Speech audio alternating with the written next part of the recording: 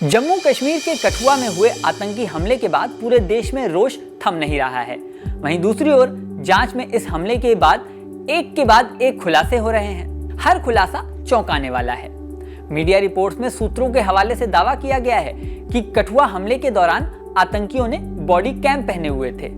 In body cam से वो हमले की लाइव रिकॉर्डिंग कर रहे थे। ये लाइव रिकॉर्डिंग वो किसे भेज रहे थे, ये जानकर आप और भी ज्यादा चौंक जाएंगे। दरअसल खुफिया एजेंसियों के सूत्रों के मुताबिक आईएसआई अब डिजिटल डिवाइस चलाने में ट्रेंड आतंकियों को घुसपैठ करने के लिए भेज रही है।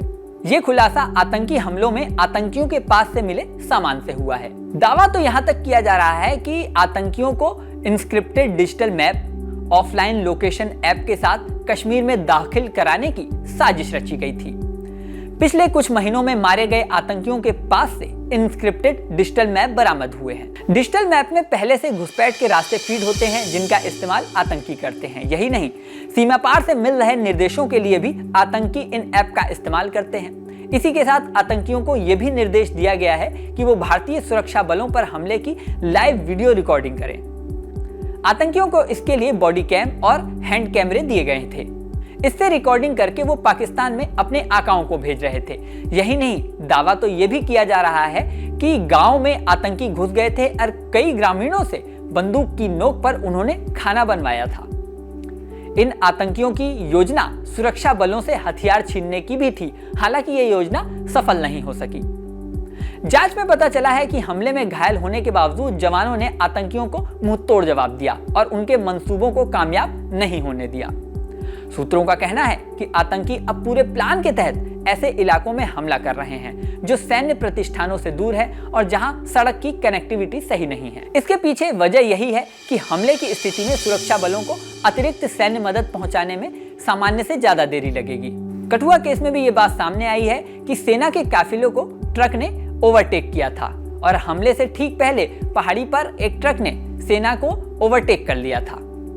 जैसे ही सेना के वाहन स्लो हुए, आतंकियों ने अंधाधुंध फायरिंग शुरू कर दी।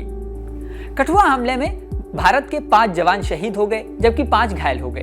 इस पूरे मामले में 20 से अधिक संदिग्धों को हिरासत में लेकर पूछताछ की जा रही है। अधिकारियों के अनुसार माचेड़ी, किंडली, मल्हार पहाड़ी सड़क पर सेना के वाहनों के पीछे एक ट्रक चल रहा था, लेकिन लोहाई मल्हार के बाद बदन नोटा गांव के पास जब आतंकियों ने सेना के वाहनों पर 2 अलग अलग दिशाओं से गोलाबारी शुरू की तो ये ट्रक स्लो हो गया। ऐसी स्थिति में ट्रक चालक पर भी संदेह जताया जा रहा है। अधिकारी इस बात की जांच कर रहे हैं, क्या इस ट्रक ड्राइवर ने पुलिस पर ओवरटेक करके जानबूझकर सैन्य काफिले के निकलने में देर करवाई जिससे आतंकियों को हमले में आसानी हो। हालांकि इस पूरे मामले की फिलहाल जांच चल रही है। इसी के साथ ये भी आशंका है कि इलाके में रेकी के लिए स्थानीय गाइड की आतंकियों ने मदद ली थी।